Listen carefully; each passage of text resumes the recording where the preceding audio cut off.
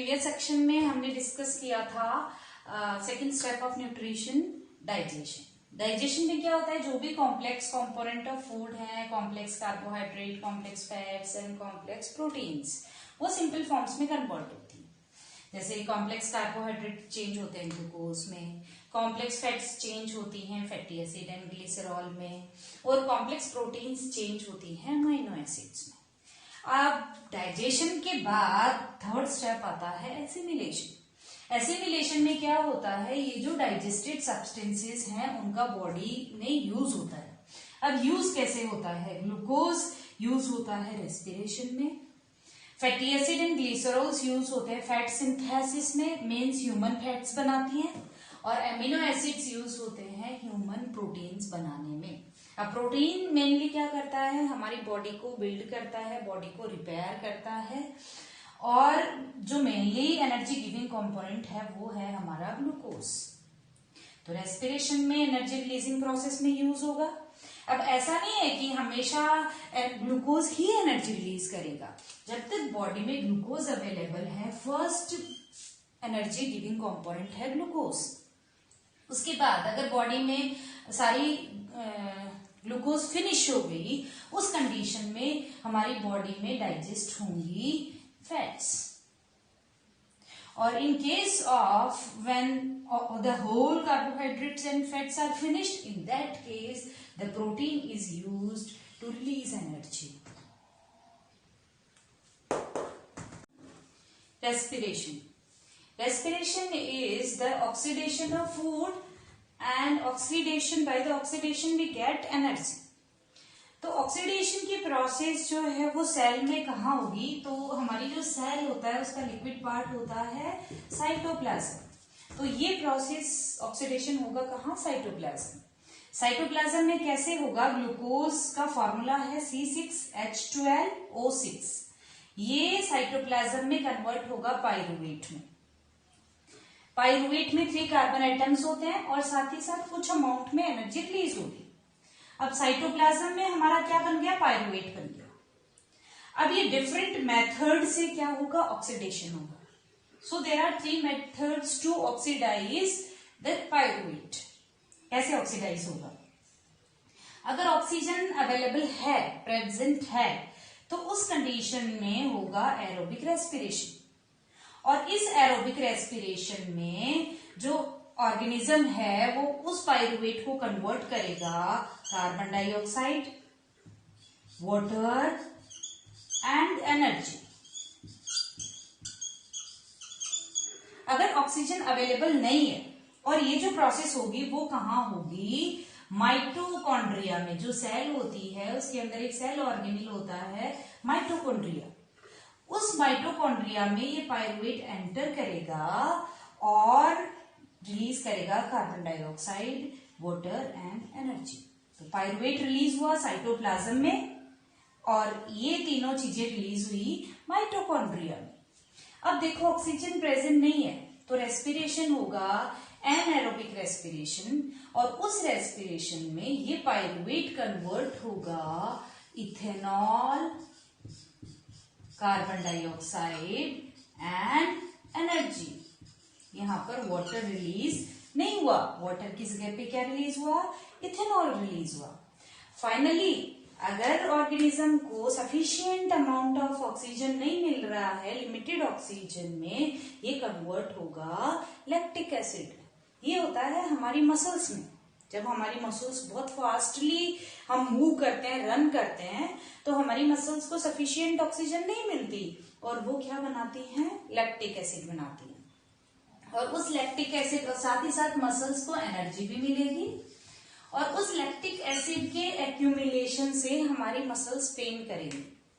तो पेन किस वजह से होता है, लैक्टिक एसिड की वजह से।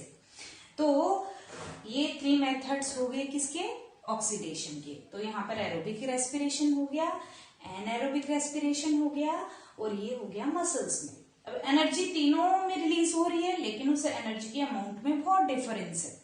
यहाँ पर जो एनर्जी रिलीज होगी वो बहुत ज्यादा अमाउंट में होगी, यहाँ पर कम होगी, और यहाँ पर भी कम होगी। अब ये एनर्जी रिलीज किस फॉर्म में होगी? आपने देखा 9th क्लास में स्टडी किया एनर्जी, उसमें देखा कि एनर्जी की बहुत सारी फॉर्म्स होती हैं, light energy, electrical energy, kinetic energy, potential energy. वैसे ही यहाँ पर जो एनर्जी रिलीज हो रही है वो केमिकल की फॉर्म में है, क्योंकि केमिकल बन रहे हैं, और वो एनर्जी रिलीज होती है किसकी फॉर्म में? एटीपी की फॉर्म। तो जैसे हम किसी चीजों को देखने के लिए लाइट एनर्जी यूज करते हैं, तो हमारी बॉडी की कोई भी सेल अगर वर्क करती है, उसको एनर्जी चाहिए, तो वो किससे लेगी? एटीपी से लेगी। ATP is a chemical name adenosine triphosphate. कहाँ रिलीज हुआ ये? एरोबिक हमारी बॉडी में रिलीज हुआ माइटोकॉन्ड्रिया में, एनारोब्स है उनमें रिलीज हुआ साइटोप्लाज्म में, या हमारी मसल्स में रिलीज हुआ। अब ये एटीपी ब्रेक होगा और एडीपी बनाएगा। ट्राई मीन्स 3, इसमें 3 फॉस्फेट है, एक फॉस्फेट रिलीज होगा, जब यहां से रिमूव होगा एडीपी बनेगा, एडिनोसिन डाइफॉस्फेट, डाई मीन्स 2, और क्या बनेगी बॉडी में? एनर्जी बनेगी। अब नेक्स्ट टॉपिक आता है aerobic respiration in humans. Humans में रेस्पिरेशन एरोबिक है, इसका मतलब ऑक्सीजन की रिक्वायरमेंट है। अब ऑक्सीजन को इनटेक करने के लिए हमें करना पड़ेगा ब्रीदिंग। तो ब्रीदिंग के 2 स्टेप्स हैं, इनहेलेशन एंड एक्सहेलेशन, और ये रेस्पिरेशन की प्रोसेस एक रेस्पिरेटरी सिस्टम में होगी। इस सिस्टम का डिटेल में आपको एक वीडियो लिंक भेजा गया है, उसको देखिए। अब ब्रीदिंग के बाद होगा सेल्यूलर रेस्पिरेशन, यानी जो सेल्स हैं उनके अंदर, अभी जो हमने प्रोसेस डिस्कस किया था कि साइटोप्लाज्म में ग्लूकोज पायरुवेट बनाएगा, पायरुवेट माइटोकॉन्ड्रिया में जाएगा और कार्बन डाइऑक्साइड बनाएगा, तो सेल के अंदर हो रही थी प्रोसेस, इसलिए उसको बोलेंगे सेल्यूलर रेस्पिरेशन। अब देखो लंग्स में आ गई ऑक्सीजन, और लंग्स की ऑक्सीजन अब पूरी बॉडी की सेल्स में क्या होगी? सप्लाई होगी। अब प्रोसेस जैसे प्लांट्स में डिफ्यूजन होता है, वैसे ही अगर एनिमल्स में डिफ्यूजन होने लगे तो लंग्स से ऑक्सीजन को टोज तक पहुंचने में 3 इयर्स लग जाएंगे, बहुत स्लो प्रोसेस हो जाएगी, और तब तक तो पता नहीं हम कहां तक पहुंच जाएंगे। तो इसको फास्टली सेल्स तक ट्रांसफर करने के लिए हमारी बॉडी की जो आरबीसी होती हैं, रेड ब्लड सेल्स, उनमें एक रेड पिगमेंट होता है जिसका नेम है हीमोग्लोबिन। तो यहाँ पर लंग्स के पास में जो ब्लड वेसल्स यहाँ से कनेक्टेड होती है, तो जो ब्लड वेसल्स हैं उनका आरबीसी में हीमोग्लोबिन क्या करेगा? उस ऑक्सीजन को अपने साथ बाइंड करेगा।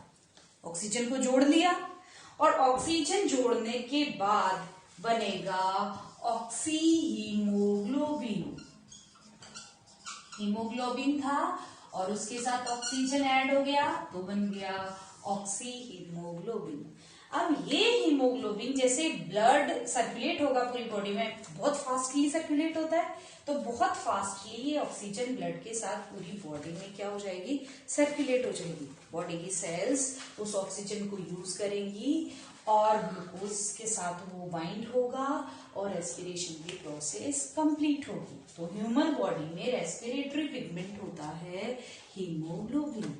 प्लांट्स में हीमोग्लोबिन नहीं है क्योंकि उनकी बॉडी में डिफ्यूजन से ही इजीली रेस्पिरेशन हो जाता है। तो ये सेल्यूलर रेस्पिरेशन प्लांट्स में भी सेम होता है, वहां पर भी जो ग्लूकोज है वो ऑक्सीजन से बाइंड होता है और कार्बन डाइऑक्साइड, वाटर और एटीपी रिलीज करता है।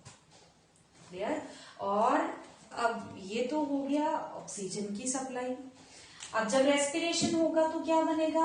Carbon dioxide. उस कार्बन डाइऑक्साइड को वापस कहां तक लाना पड़ेगा? लंग्स तक। कौन लेके आएगा? ब्लड। ब्लड के अंदर कार्बन डाइऑक्साइड मिक्स होगी और कहां तक ट्रांसफर होगी? लंग्स तक। तो जैसे ऑक्सीजन को बाइंड किसने किया? हीमोग्लोबिन। एच भी लिख दिया हमने शॉर्ट में, हीमोग्लोबिन ने बाइंड किया, पहुंचा दिया। कार्बन डाइऑक्साइड से भी हीमोग्लोबिन बाइंड हो सकता है लेकिन बहुत कम। तो कार्बन डाइऑक्साइड कैसे ट्रांसफर होगी? Bye dissolving in water. Blood में वाटर होता है, उस वाटर में कार्बन डाइऑक्साइड डिजोल्व होगी और डिजोल्व होगी कहाँ तक आ जाएगी, लंग्स तक, और जब एक्सहेल होगी एयर एक्सहेलेशन में बॉडी से बाहर चली जाएगी। तो ये था हमारा रेस्पिरेशन।